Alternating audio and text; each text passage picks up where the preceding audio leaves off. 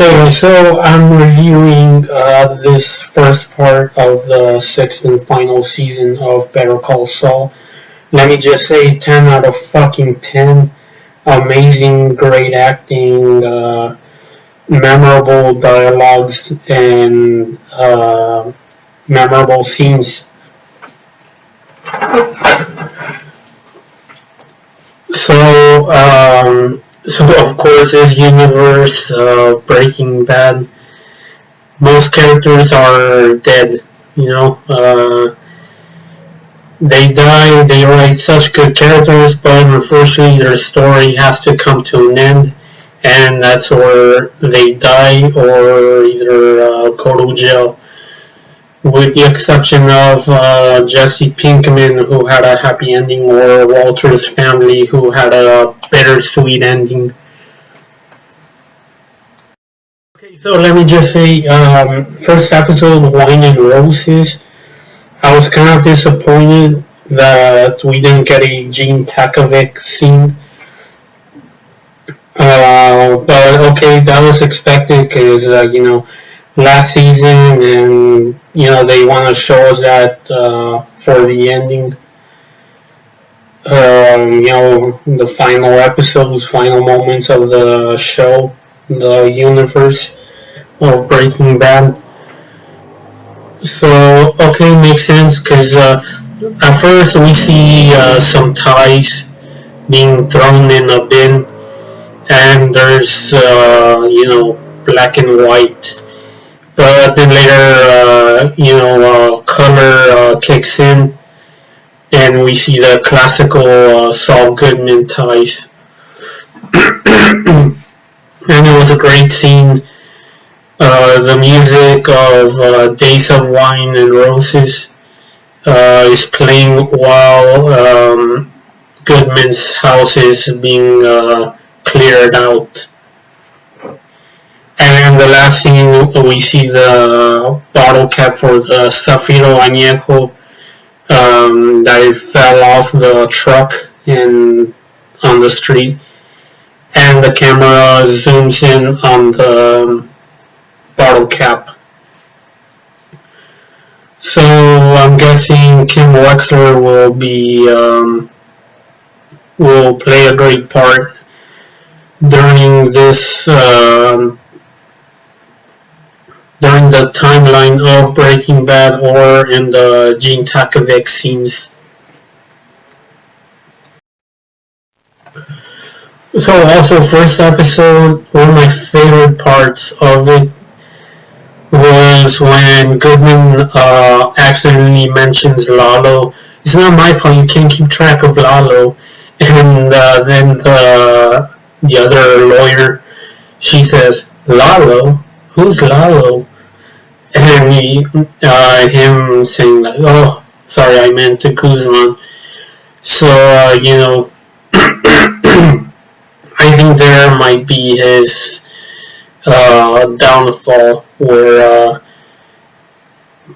maybe when the crossover happens, when we already skip over to the Breaking Bad timeline, with everything falling apart because of Walter and Jesse, we might probably get a scene where this woman is investigating Goodman, starting with his involvement with the Salamancas, with Lalo.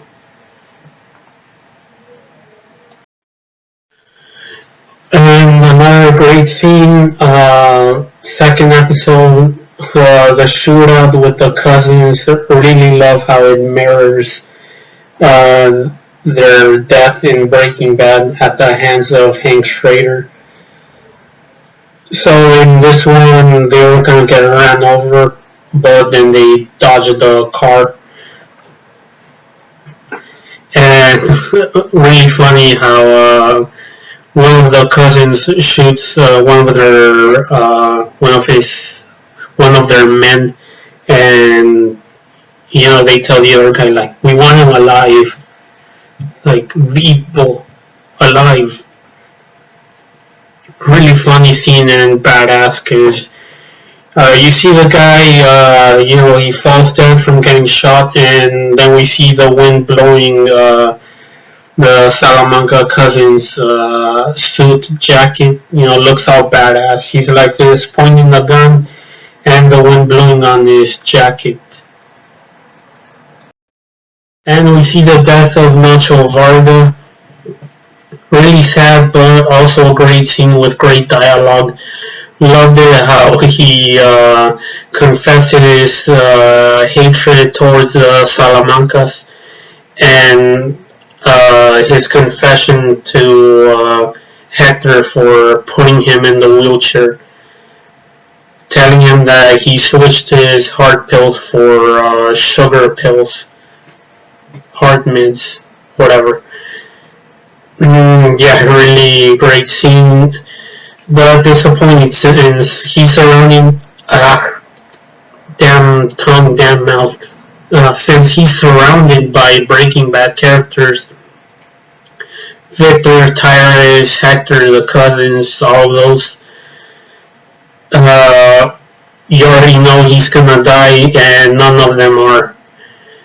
Because, prequel and all that. So, if they just put some random guys or something, would have made for an exciting scene. Maybe a shootout where you think maybe Nacho Varga might make it out alive, but yeah, he died, and of course, because of the logic of the story, he's surrounded by Breaking Bad characters.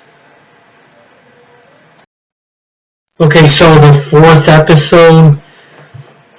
So this episode 4, is where I'm gonna start saying the things that I didn't like about the season.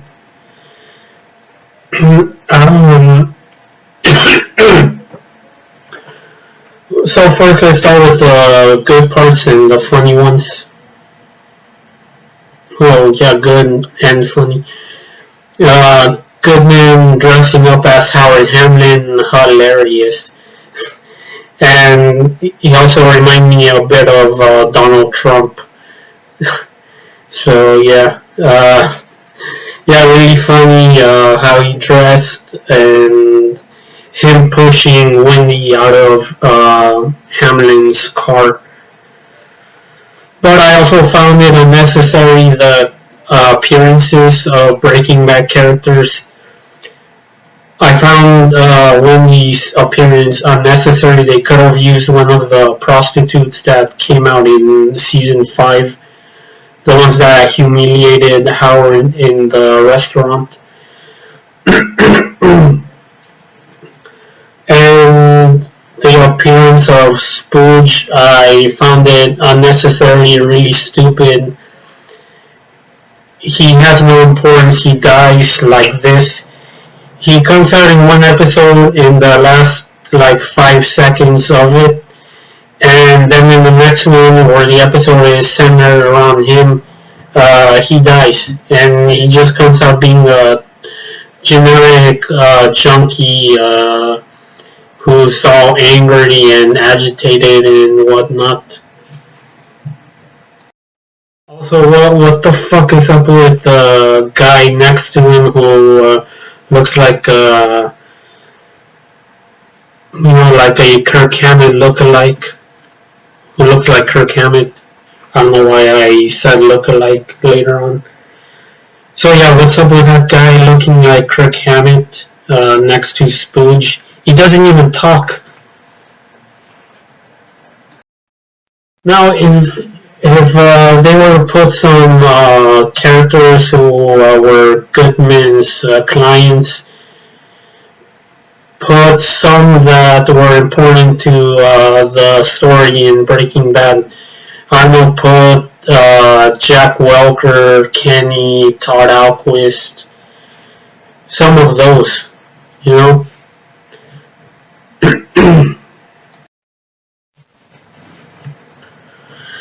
And okay, so the 5th episode, Lalo finally comes out. That's what I hated the most. 3 episodes without seeing Lalo. Episodes 2, 3, and 4, we didn't see him. Instead of having us watch scenes with Mike's granddaughter, or scenes where Goodman and Kim are talking, and they're the shit that they're doing to Howard Hamlin. We could have seen some scenes of Lalo, of how he goes to Germany. Okay, and so episode 5, I think. Um, Black and Blue, what's it called? Yeah. So yeah, it was Black and Blue, Howard Hamlin and Goodman fighting, like boxing. Found it stupid and unnecessary. But then to get back at Howard, they go with Red, who sells Goodman a black book with all the criminals' names. Which, by the way, they found that book at his house. So it's like Del Gribble from King of the Hill said, like, thus leaving crucial evidence, stupid idiot.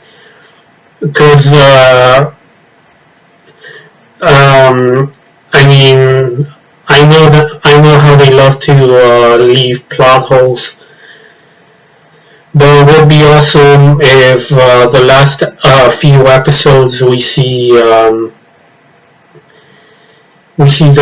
in the post Breaking Bad timeline, the police are looking for all those criminals that are on the little black book.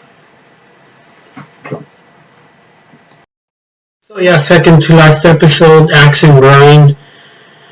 Loved it, and loved Lalo, how he visits Casper, one of the builders of the meth lab, the super lab, whatever you want to call it. And loved how great acting from Tony Dalton, how he first started talking with the German guy, and then when the German guy hits him with the non-sharp part of the axe, he pretends to be hurt, and he does a cunning move. He slashes him with a razor. And I hate this part where Mike's granddaughter comes out. Why have her there if you know that it's the last season? It's the last season, and time shouldn't be wasted on that. We already know Mike's family. We already know what happens to Mike.